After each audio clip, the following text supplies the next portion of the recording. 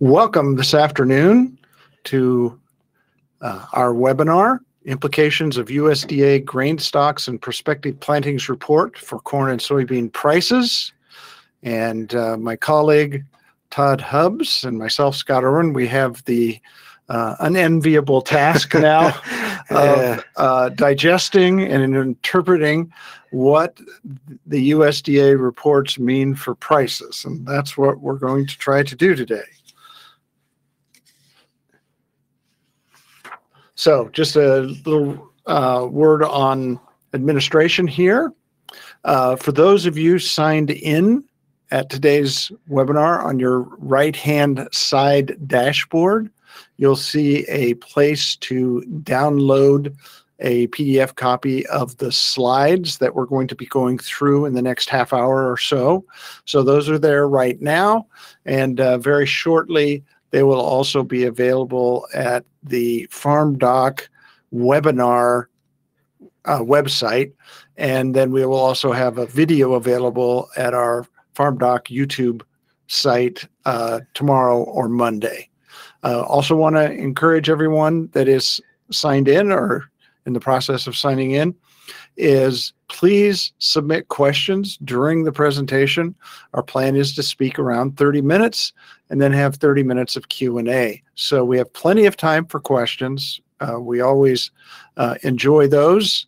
And I guess I will only preemptively say that we're not sure when prices will go higher. No, not at all. So we will at least try to present this in good humor today. Keep going the wrong way. There we go. All right. I'm going to start with the old crop perspective based on today's grain stocks report. This chart shows March 1st corn stocks. The USDA reported stocks of 8.605 billion bushels on March 1st, 2019. And that is well below last year and also below 2017-18. The problem is that it's not nearly as low as what the market was expecting and what had been baked into corn prices. The market guess, as you can see going into the report, was a stocks number of 8.335 billion bushels. So we had kind of a humdinger of a surprise from the stocks report today. And figure 2 shows the difference between what the USDA printed and the average guess in the marketplace. And you can see that this year's March 1st stock estimate was 270 million bushels higher than what was expected. That's a really big one, at least in recent times, only rivaled by the 386 million bushel shocker back in 2013. So it's a big bearish surprise in terms of the usage of corn. There's no way to put a happy face on that. Another perspective that is interesting, showing the basically overall weakness of usage, particularly feed and residual usage in recent years. Notice that the last 5 market surprises on the March 1 stock number have all been bearish. Now, again, it was not by very much in 2016, but directionally, what this means is that everyone, the USDA and the market, have been overestimating usage in the first half of the marketing year for the last 5 years. That's a pretty sobering perspective, and certainly something that I know Todd and I are going to want to dig into further and get some handle on why that's been happening. So what we want to do from that USDA stocks number is imply something about the pattern of or pace of feed and residual use in corn. The other usage categories we can monitor from ongoing real-time information.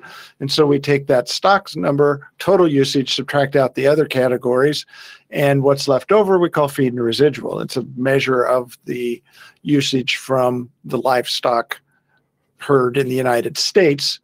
And what this chart shows is basically, if we take that March 1st stocks number literally, that we have a kind of shockingly low implied feed and residual use for the first half of the 2018-19 marketing year.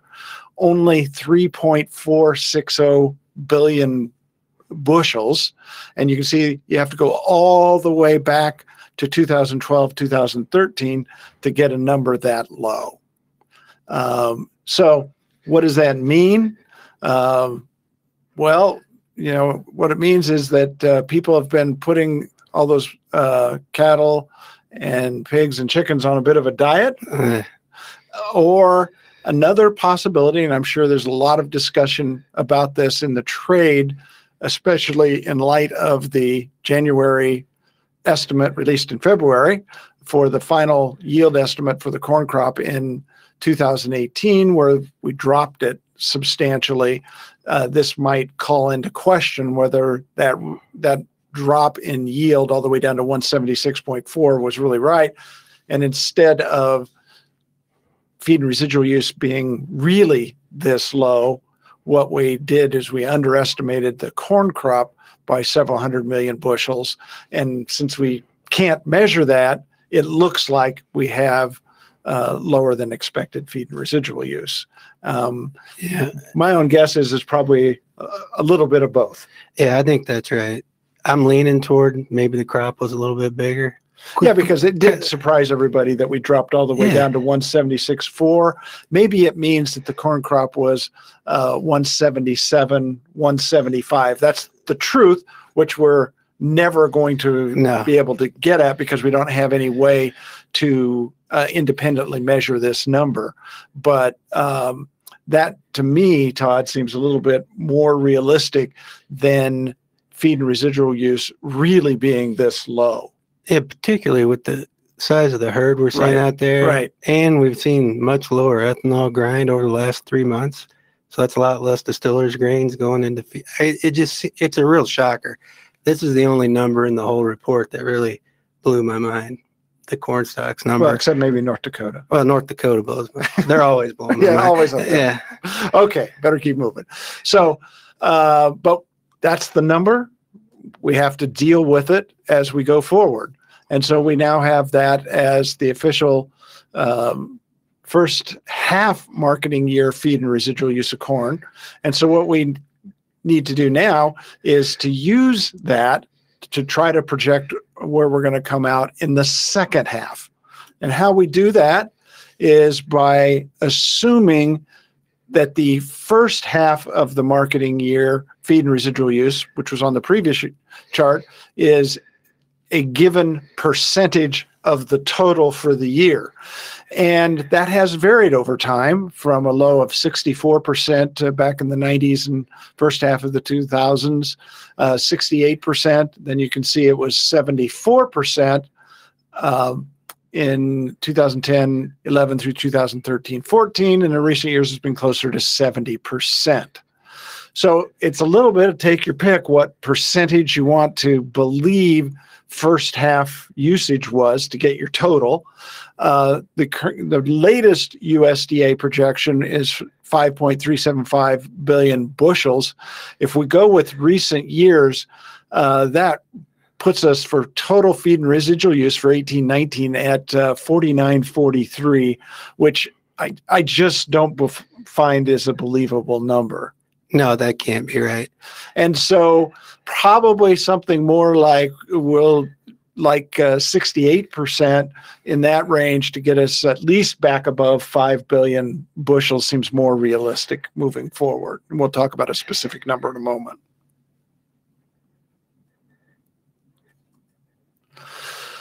So here we are with our old crop balance sheet for corn. And we have the March WASDE balance sheet up there for comparison. And the supply side, there's no differences. So what Todd and I like to do when we see something like we had that 270 million bushel bearish surprise on the stocks report, we found that historically, you probably want to fade that about 50%. Yeah. Because we still have half of the marketing year to go. We know that there's measurement error in the stocks numbers. We know that we're possibly dealing with an under estimate of the corn yield and the corn size of the corn crop last year. So that's why we come in with 52.40 for feed and residual. We don't for the 18-19 year, and we don't back it down all the way to exactly what that's stock right. surprise would. But saying that gets us to 52.40. But if there's downside, if there's the risk over the next 6 months, getting the data for the second half of the marketing year, it's certainly feasible that there could be some further deterioration in that number as we go forward. Unfortunately, that's kind of where the data are leading us. And food, seed, and industrial, we've dropped it 15 million bushels, showing a little bit of weakness in the ethanol grind. We also see the data on corn exports as being a little bit weaker, giving us a total consumption for 18-19 of 14.59 billion bushels, which unfortunately pushes our current ending stocks estimate for 2018-19 back up above 2 billion bushels. Kind of a psychologically important marker, and putting our ending stocks to total use at 13.8%. We only drop our season average price by a nickel because we're already through more than half the marketing year. But it's going to drop second half prices. Pretty much the market is telling us today, someplace in the range of 10 or 15 cents. Yeah. So that's more good news than you can bear. Yeah. And that's where we are on corn. Let's now talk about soybeans. Wow. If you thought the numbers were a little bit foreboding in corn, then we turn to the March 1st soybean stocks. Yep, that number you see in front of you is right. A few years ago, not very many years ago, if you told me that we would be seeing a March 1 soybean stock number that was above 2.5 billion bushels, I really would have laughed at you. I just said, I don't think that that's ever going to be possible. And here we are at 2.716 billion bushels. The market pretty much was on par with that. That number is about 30 million bushels, as we'll see, higher than what the market expected. But when you're at that big a number, what difference does it make? The key is to look at the skyrocketing stocks number for old crop going back over the last 5 years. It's just continuing to grow, and that's the real story. That is the story. And so, as you can see, our bearish surprise on the stocks estimate was 33 million bushels, not very big by historical standards or relative to the size of stocks we have now. And then we, in the soybean case, we have to deal with not feed and residual, just the residual seed and residual category for soybeans. We can now know that number's, it's always a big positive number in the first half of the marketing year, and it's some kind of negative in the second half. And we know it's 203.2 million bushels in the first half of the marketing year, and doesn't really change our overall estimate for the year going forward. So here's where we are on old crop balance sheet for soybeans. No difference from the USDA March 8th WASDE on the supply side. We are just a tad bit more bearish on crush going forward. We're going to drop it about 15 million bushels from the last WASDE. And we just continue to see a lot of weakness.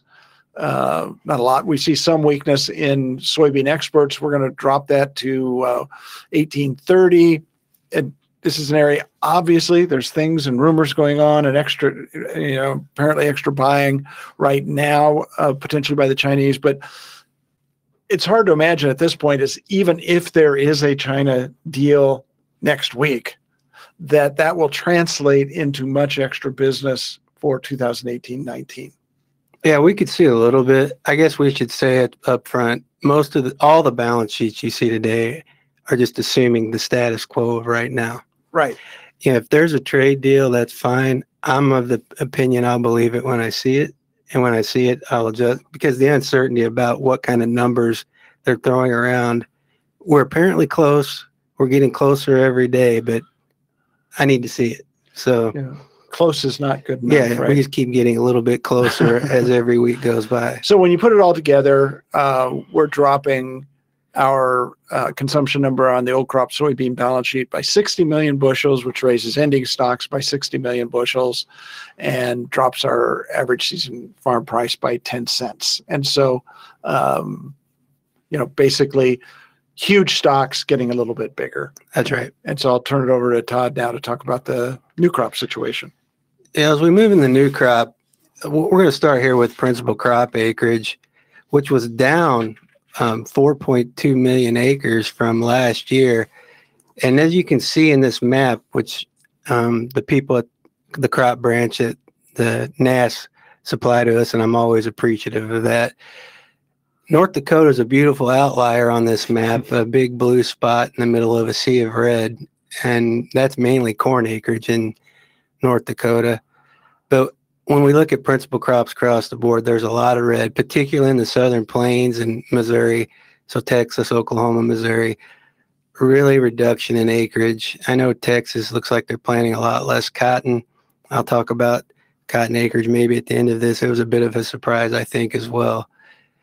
But overall, less acreage. And when we look at it over time, and here what we're seeing is just the principal crop acreage, CRP, and then a projection for prevent plant. And right now, the USDA has principal crops at 315.4, which is down the lowest we've seen since 2011. And I don't know if it would be a surprise per se, but the way it broke out was, I think, a little bit of a surprise. We saw fewer CRP acres this year. Those are January enrollment numbers. And then when we look at prevent plant, we're assuming about 3 million acres. Last year, we did 1.9 million acres. I know there's a lot of discussion about the flooding in the Midwest and that horrible situation out there in Nebraska and Iowa. All in all, right now, I don't see a huge number of acres being lost out of that scenario. I don't know about you, Scott, but yeah, I agree. Maybe a couple hundred thousand at most. Yes, but 3 million of prevent plant, sort of like moving back to an average, basically, is what we're saying. So we're down to 340.8 when you take it all together, which is a little over 4 million acres lower than what we were last year. And I guess when you see the crop prices the way they are, a few less acres of planting is not really surprising. It's the breakout, I think, that's concerning. Corn acreage came in at 92.8 million acres, which was about 1 million acres higher than I was saying, and about 1.5 million acres higher than what the trade was saying. And when we look at this acreage, it's just another bearish point on top of the corn stocks number for corn moving through the second half of the marketing year and into the new crop year. When we look at it by state, everybody's planting more corn in the Corn Belt except for Missouri. We see Iowa's up 400,000, Illinois is up 200,000, and there's North Dakota up there planting 900,000 more acres of corn with a record number of 4 billion acres of corn up in North Dakota. 4 million acres of corn up in North Dakota. And don't forget their southern neighbors. Yeah, and South Dakota putting in 6 million acres, up 700,000. So the Northern Plains is getting in the corn business for sure. And so when we look at that number, a lot of the acres are out in the big gains out in the northern plains. Yeah, we're seeing gains through the heart of the Corn Belt, but the northern plains are where the acres are coming from. And down in the southeast, we're seeing a few more acres as well. But overall, that was a big number, much bigger than the trade expected, up 4.1% from last year. And when we think about what size maybe the corn crop will be this year, that acreage number, it's going to be big for the next few months until we get the June acreage report. As always, there can be a huge change in acreage between what the March planting intentions say and what the final acreage number is. And what this slide's showing you is the actual change in corn acreage from 1998 through last year. So last year we ended up planting 1.1 million more acres than they said in March. I would probably be leaning to fewer acres when we come to the June acreage report in corn this year, but you never know. You never know. But there's a potential. Particularly, we've seen a lot of issues with what looks like a wet spring, field work problems. There's a lot of things going on right now to maybe push the planting window back and making that decision change as we move through the spring. So we'll see when we get to June, but it always depends on weather, and maybe this huge price decrease after this very bearish report might change some minds as well. When we think about soybean acreage, it came in at 84.6 million acres, much lower than what the trade thought. So that's somewhat supportive for soybeans. But like Scott was saying before, we're already carrying around record stocks. So we probably needed even fewer acres of soybeans than this, in all honesty. When we look at where the soybean acres are, the Corn Belt's getting out of the soybean acres. Illinois is down 300,000 acres. Iowa's down 600,000. There's Kansas up 200,000, but overall we're down about 5.1% or 4.58 million acres from 2018. We needed fewer soybean acres, that's for sure. But with the kind of stocks we're carrying around and the kind of crop it looks like we're having in places like Argentina, and I know people are talking about maybe Brazil's down. You know, even if Brazil did 114 million metric tons, that's still probably the third largest crop on record for them. So we all have to keep that in, I think, perspective. Just like corn, soybean acres can shift dramatically from the March Prospective Plantings report to what we get the final acreage. The last few years, we've seen a little bit of a trend here of soybean acreage increasing as we move through the planting season. And I actually wouldn't be surprised if that happened again, to be honest with you. But we'll see when we get the June acreage report. We have seen some big decreases. I don't know if we'll see it go down much below the current estimate this year. So when we think about planted minus harvested acres of corn, on average, it's around 7.4 million acres. We've seen that being pretty consistent over the last few years. So when we go to think about what our 2019-20 balance sheet is, that's about where we're going to come in, about 7.4 million acres planted, mined, harvested as we move into the 19-20 marketing year. The big question is corn yield. As you can see, and we're still sticking with this linear trend from 1960, and we're projecting a 2019 trend yield of 174.6 bushels per acre. If you do the math, that's not what that linear trend yield shows. As you can see over the last few years, the actual yield's been above trend. And I know Scott and I spent a lot of time talking and thinking about this issue. There's definitely been, I think, a trend break maybe around 2014.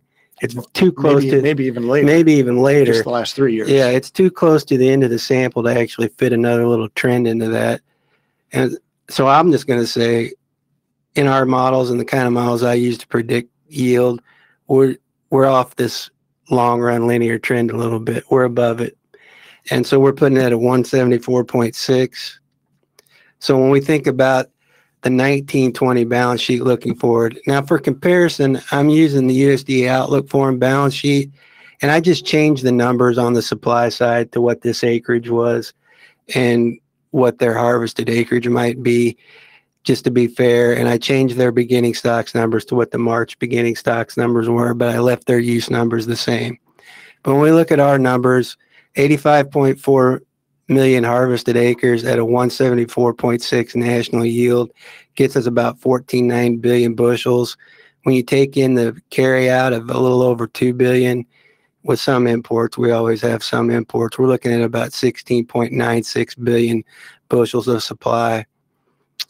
When I'm thinking about consumption in 1920, the feed and residual number for 1819 is a real head scratcher. I think maybe the crop's a little bit bigger. I think we might see some kind of adjustment in one of the grain stocks reports later this year on corn.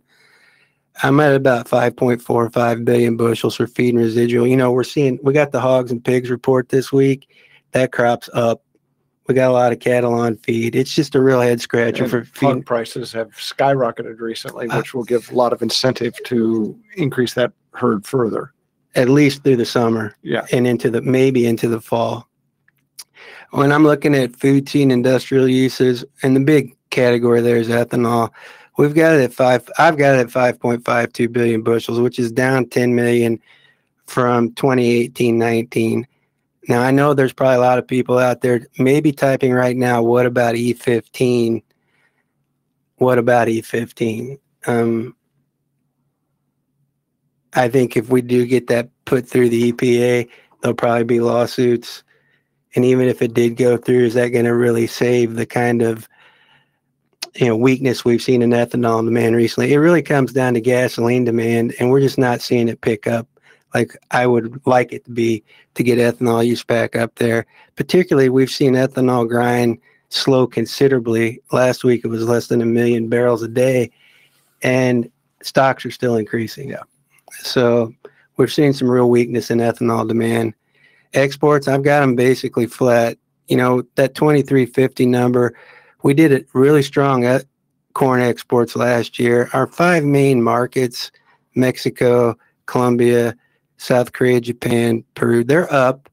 But year to year, if we have the corn, they tend to import about the same amount with a little bit of growth, depending on what their economies are doing.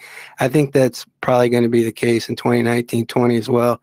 So it puts us at total consumption of about 4.8 billion bushels. So we're seeing my projections right now, and this is way out in the 14.8 billion bushels. It's about 2.17 billion bushels ending stock, slightly up from 18-19, but not a drastic change. And so under that scenario, corn prices are down about 5 cents.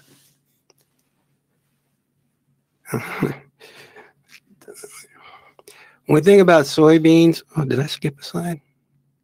Oh, yeah. Planted minus harvested acres of soybeans. I'm going to sit on about 1 million acres this year, and we've seen it lower in a few years, but with the kind of wet weather, and on average, I think 1 million acres is a good projection for that moving into 1920. The big thing on soybean, we got the lower acreage, but what's the yield going to be? Much like with corn, I'm putting a linear trend in here. Those of you that have seen me talking around Illinois, I've been using a quadratic recently because we've just seen a takeoff in soybean yields over the last 5 years. It's well above the linear trend. For 2019, we're at about 49.4. If we have a decent summer, it's probably going to be higher than that. Much like with corn, there's probably a break near the end of the sample. And we're going to see soybean yields be key this year to what kind of carryout we might have in 1920. So much like with the corn balance sheet, I did the same thing with the soybean balance sheet from the USDA Outlook Forum. We got 84.6 million acres, that 1 million less, so 83.6 harvested at a 49.4 gives us about 4.1 billion bushels. With a 960 carry in and a few imports, we're looking at about 5.1 billion bushels of supply. I've got crush growing just a little bit. We've added a lot of crush capacity in the country. The big question is, with Argentina having a good crop, coming back into the meal and oil market, will we see the exports that supported the unbelievable crush we've seen through 2018 and 19? I'm fading in a little bit. I think we're still going to see strong crush, but it may not be where USDA is at. And exports, I see some growth there. Now, this is independent of any kind of trade deal. I know we're there's a lot of talk about a recession and general weakness in the world economy, but the drive for more proteins there. So I could see some growth in exports in 1920 to about 1.9 billion bushels. So taking all that together, I got total consumption about 4.1 billion bushels. So ending stocks a little over a billion if nothing changes. That puts us at a stocks use around 24.7 and a price of about 835 as we move into the last part of the 1920 marketing year. A really brutal scenario for soybeans. And I just want to say, yes, a trade deal will help, but it's not going to be a magic bullet to solve all of our price problems for soybeans in the next marketing year. Yeah, this is the way I like to put it in perspective. When we have total supplies so large relative to our at least existing demand base, we could drop the yield by 5 bushels an acre, which would take, historically, that would be a pretty substantial drought widespread across the U.S. And that still wouldn't get us below a 600 million bushel carryout. That's right. We've got to run down these ending stocks. It's going to take some serious demand. But basically, the only way that we're really going to see the stocks reduced is basically a 1988 or 2012 style drought that just torches the crop. That's correct. So in closing, those March stocks reports were really bearish, particularly for corn, much larger than expected, and we've lowered feed and residual use as a result of that report. You know, farmers intend to plant a lot more corn acres, 3.7 million more. When we think about the other grains, there's 370,000 fewer spring wheat acres and about 555,000 fewer sorghum acres. So that might help a little bit, but not a lot. When we look at soybeans, 4.6 million fewer acres, and the real head scratcher, it's 319,000 fewer cotton acres when the National Cotton Council survey was about 14.5 million, or up about 500,000 acres.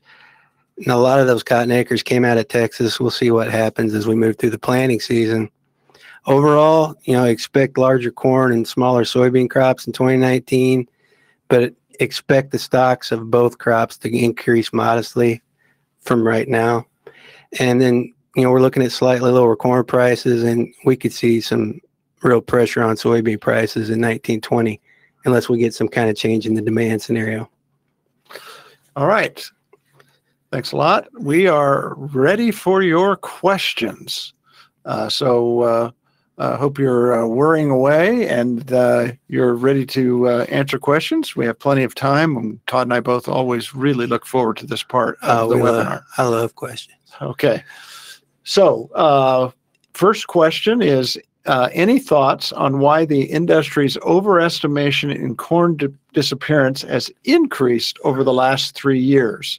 And do you think that the trade's overestimation of first half disappearance will continue? Oh, that's an excellent question. What do you think, Todd? I think the trade's overestimation will continue as long as the USDA keeps missing the feed and residual number. I think they base it off what USDA says feed and residual is going to be. USDA over the last, 4 or 5 years, I wrote an article about this not too long ago. They've been about 100 to 150 million bushels too high when they start the marketing year on feed and residual. I think there's a couple of reasons for that. The herd was growing quickly. And when you look back in time to the size of the herds, the kind of corn use we saw was much higher. Distillers grains, and I think just general efficiency and substitution and rations has lowered that. Wheat's there as well.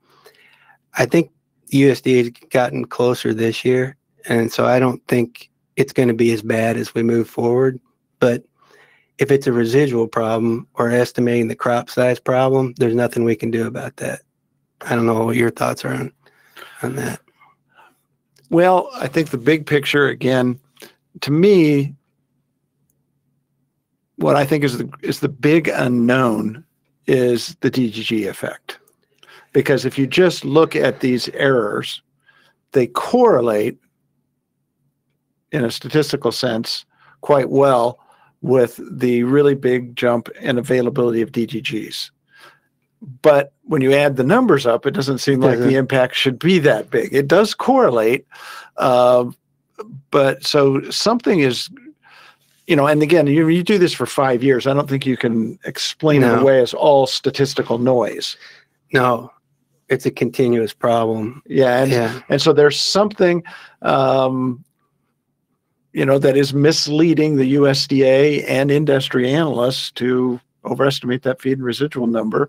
And I suspect that it's DDGs and how that's affecting livestock rations and the increasing availability. That would require, we'd really have to dig in and have a lot of non-public data on what's going on in terms of feed rations in these different livestock sectors. And definitely interesting, but I don't have any real particular insight into that. But, it's an excellent question and one that we all need to really think about. I'm going to ask this one to you, Todd. What is going to be planted in the area that was destined to go to cotton? So this is your cotton. This is your chance for. That's what I don't know. That's why it's a real head scratcher. You see sorghum acres down as well.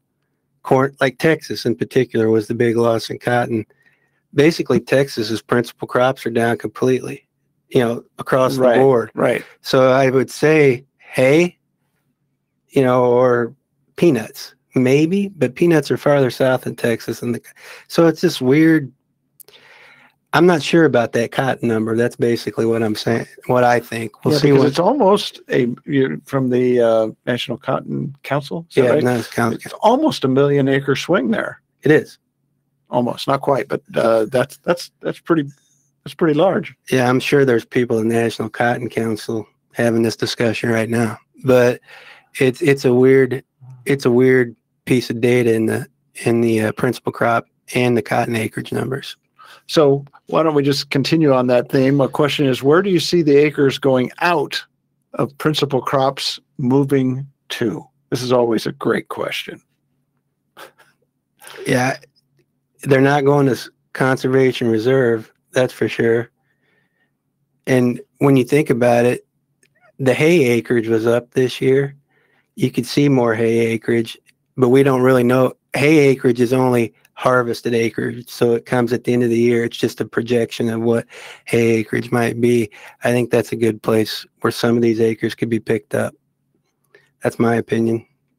Or just nothing. Yeah. That'd be hard. That's kind of hard. Yeah. There's always, when you get at a country as big as the United States trying to survey this, it's always important to remember that there is survey sampling error in these things. And that's why when we get the June acreage survey is so important, because it's an even bigger survey and everything's been planted and you can see some flex from where we are now. That's correct. All right. Okay. Let's see. Well, let's just go straight to the top line question there.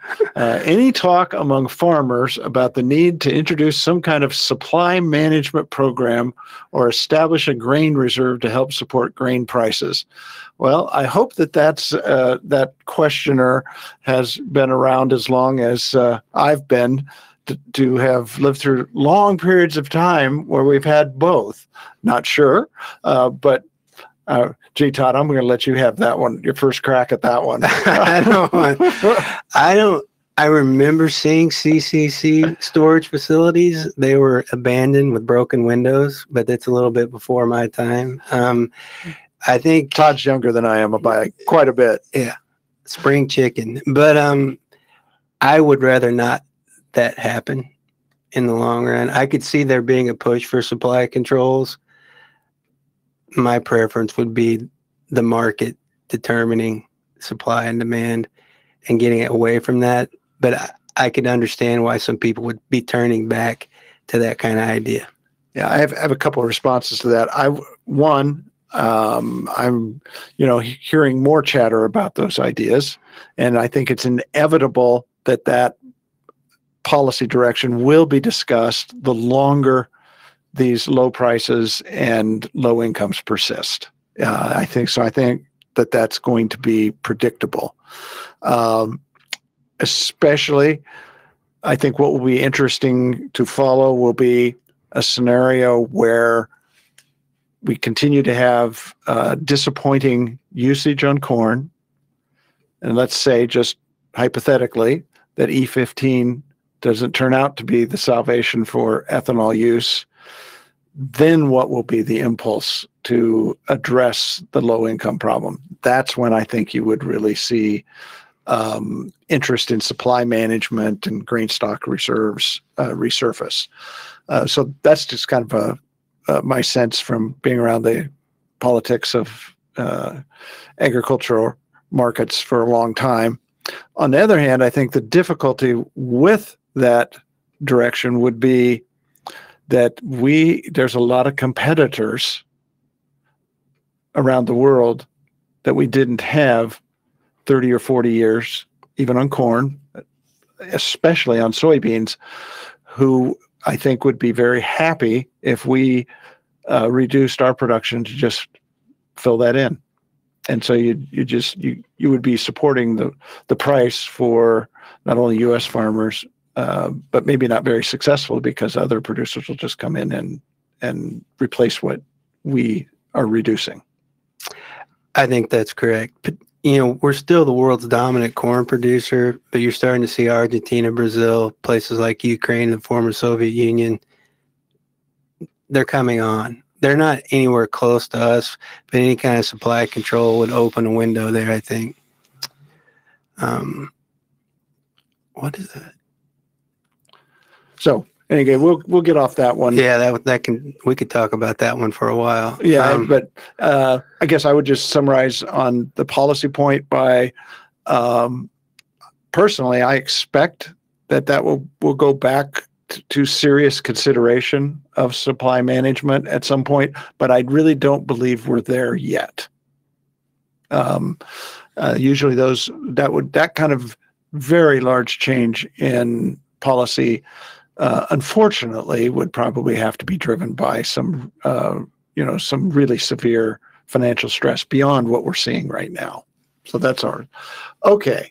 We have to talk about this. Okay, go ahead. What is the implication for such a big jump in corn acres in the Dakotas? Is it real, or does it involve the idea for prevent plant for corn? Another excellent question.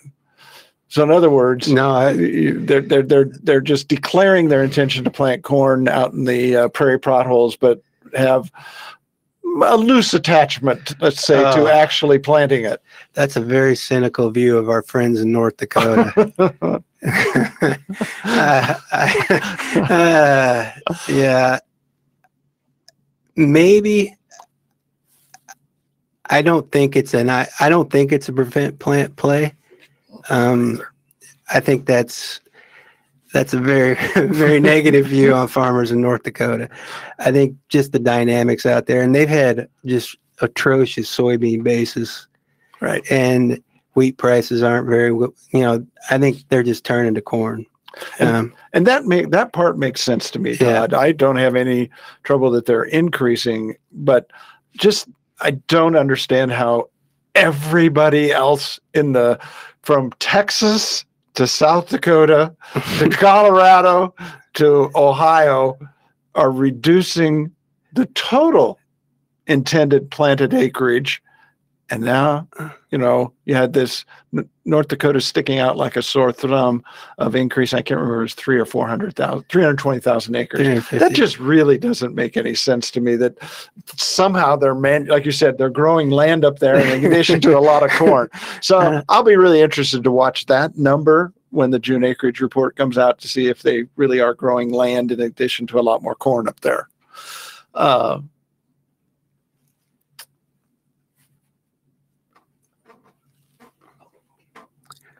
Okay. Any thoughts on policy or payments to farmers similar to this year, given your price expectations? Again, huge uncertainty.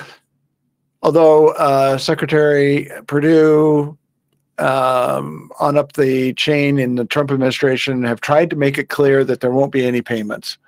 And right now, I would say the odds of of another market facilitation payment program are really low.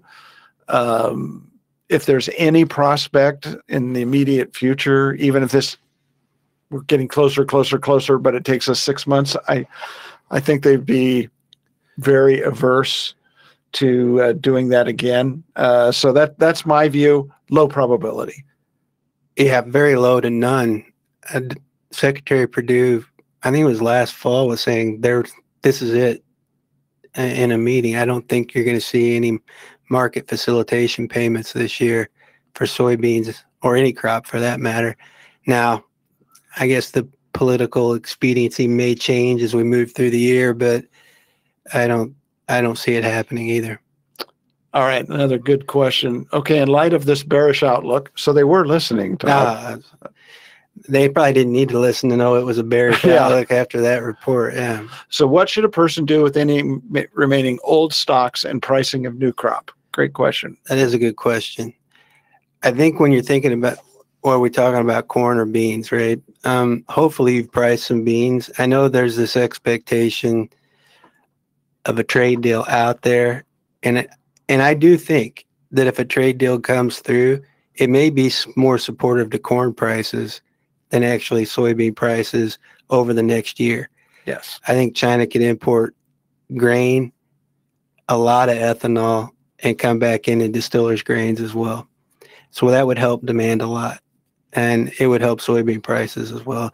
You'd see soybean exports go up, maybe not to the extent of what people think, because we'll lose some other markets that we picked up when Brazil started sending all their beans to China, but it would be supportive. So keep that in mind. You know, if you've stored corn, we're still a long way from this crop being in the ground. Right. I wouldn't price anything today or this weekend or anytime soon. I think there's still time for corn to get some strength. Just keep in mind that this kind of flat corn price scenario, if we don't get a trade deal, looks sort of baked into the numbers right now with this kind of acreage. But we could still see corn acreage come down some, and we could see demand pick up a little bit, particularly with a trade deal.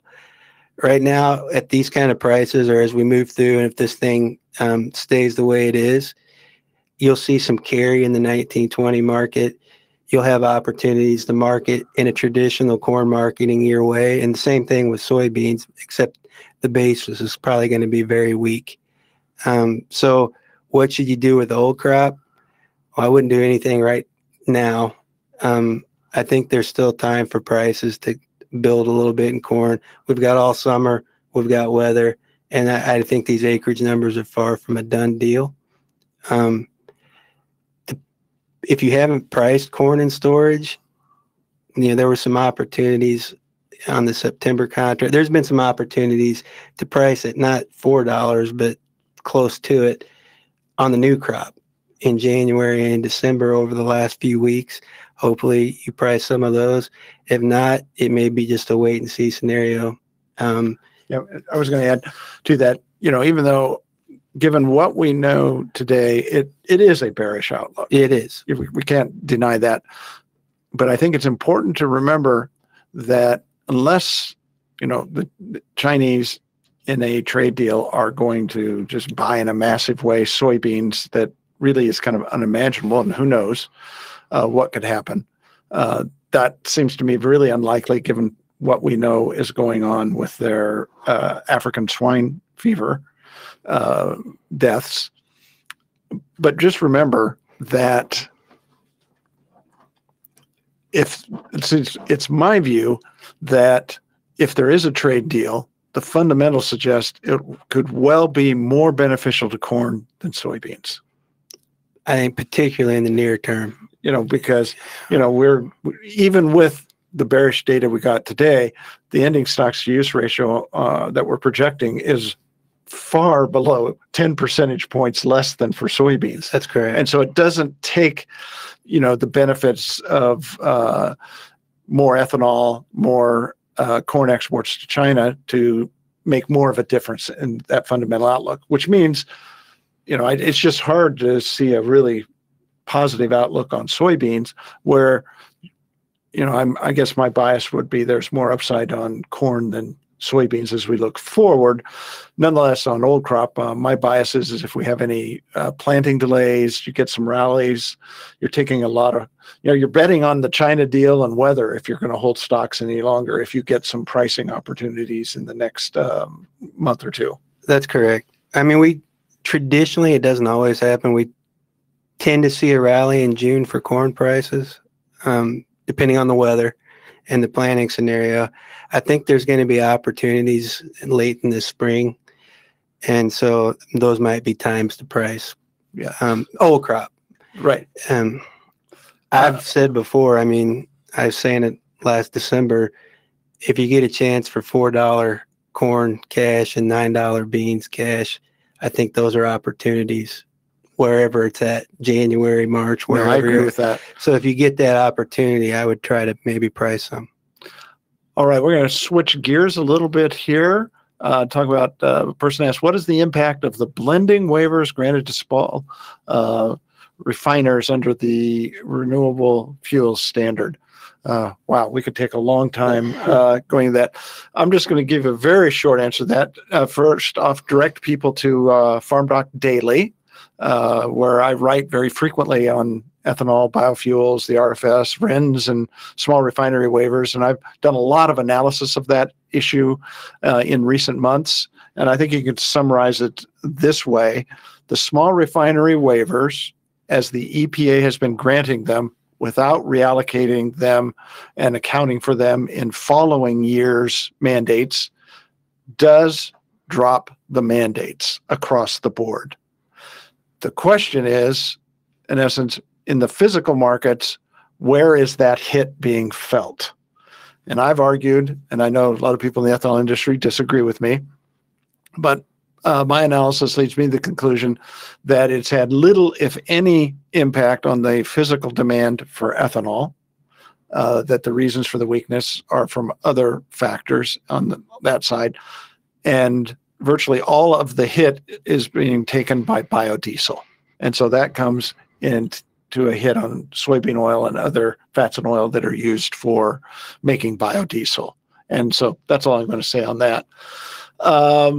Let's see. Let's hit ASF. What do you think? Yeah, let's do that question. Yeah. Rabobank estimate 10 to 20% reduction in Chinese pork production. If true, that means much less soybean consumption from China, even if China buys our beans. What are your thoughts on the downside risk of soybeans due to African swine fever? I think that number is correct. It's somewhere in the double-digit loss of the herd. I think implicit in any trade agreement, I think the Trump administration is trying to bake in an actual number for imports.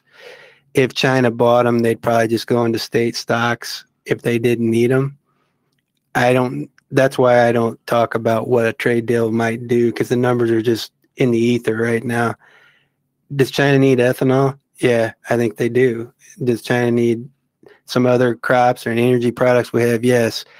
But soybeans, yeah, it definitely could hurt soybean demand. And it has hurt soybean demand in China. I'm sorry, the one question came in. It has to be somebody that knows me. Oh, yeah. You should answer that one. That's a good one. Yeah, I will just say my personal bias on the ASF in China is that I'm leaning towards it's even worse than the 10 to 20%, which means the hole in their soybean demand will even get bigger, but potentially an even bigger opportunity through pork. As I've heard it said, maybe we walk our soybeans to China, or we put them in ships, so to speak. Yes, I think that's there. But there's just so much uncertainty over how much that will matter. So when will we get a better sense of the prevent plant acreage number? We'll get that from the FSA, but not we start getting those numbers in August, don't we? We do. But it's basically about October before we get a really good handle on that. Right. The deadlines in Illinois are in June for corn and soybeans, so it'll be this fall. So what had more impact on corn prices today, the increase in area or the stocks? I believe it's the stocks. I think it's the stocks too, because it's just giving another indication of weakening demand in the old crop corn market. Yeah, right. And that's a signal not just about, you have to take that into account, not just for this marketing year, but it's lowering the trajectory of feed and residual for future years. And that's why that is such a negative signal. It's lowering it, and it's building the carryout into 1920 and forward. How does the flooding in Nebraska, Wisconsin, and other states come into play as the corn report was prepared prior to the flooding? I think while we were talking about this before we came on the air, there's acres that could be lost, but I don't think it's going to be enough to shift corn acreage significantly enough. 150,000 acres, maybe more, 300.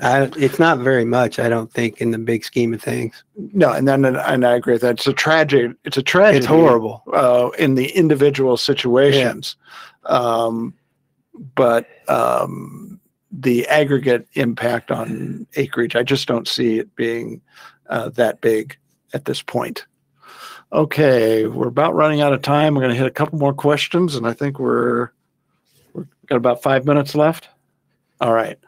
How many acres will be switched to commercial hemp allowed under the 2018 Farm Bill? I have no idea. I have no idea either. It's a good question. I know that it is now. All I know about commercial hemp is that where I grew up on a farm out in Iowa is that it grew wild because we were an area in World War II that grew hemp. And I know that the darn stuff was hard to kill, and we had to chop it out with machetes. Well, I know Kentucky grows a lot of commercial hemp. I think it's got a very special, depending on what kind of hemp you're growing, if you're doing it for CBD versus industrial uses. I don't think you're going to see a lot of acreage move into hemp in Illinois, maybe down in the southern part of the state. I think it's going to take a while. I did read an article really interesting recently that people that are moving into, medical marijuana in those areas are finding. It really surprised me that it's apparently is a very finicky plant, and it's not easy to grow. In particular, it blows over real easy. That would work well in Illinois. No, well, medical marijuana, hemp are two different things, but yeah, I have no idea. In the big scheme of principal crop acreage, it's a rounding error, in my opinion. Okay. This is a good question. Do you expect this bearish stocks and price outlook to impact farmland values? If so, to what extent? I don't think. Good question. Well, it's a good question. I don't think one particular report's going to decide farmland values for the year. Yeah, it's bearish on corn prices. We've seen farmland prices sort of flatten out and weaken a little bit over a lot, but it depends on what kind of land you're talking about. But there is a burgeoning gap between farmland prices and the income that's being produced by that land because prices have stayed so high. Yeah, the rate of return on an acre is down from what it was a few years ago. So if you're looking at it as an investment, like what kind of return, you would think farmland prices would weaken some. But these are long run investments, and it doesn't turn over. So it's like a huge super tanker that turns only very slowly because it turns over so slowly. But still, I'll just put myself out there. I'm what I call a moderate bear on farmland prices in the Corn Belt. I don't see much prospect for a long run recovery to the kind of prices that we saw in the high price years. What I talked about last fall in the market, I think we're in for kind of a slow grind sideways, a little bit of weakness. And so that makes me just a little bit bearish on land prices from here.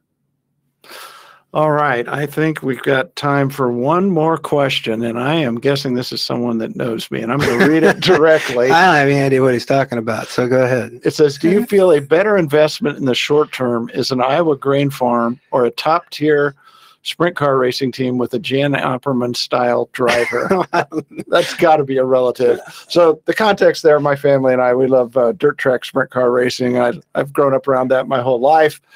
And even though I'm bearish on, a little bit bearish on farmland, it's still, in the long run, a pretty good investment. And sprint car teams are just black holes of money. So that answer is really easy. Yeah, you're like, farmland. I would go with the farmland every time. So on that great final note, we're going to close up shop today. And we thank everyone for tuning in. It's our privilege that you would choose to come in and listen to us for an hour. We really enjoy your questions and the interaction. And we wish everyone a great weekend. Enjoy March Madness, if nothing else. Yeah, enjoy it. Thank you, guys.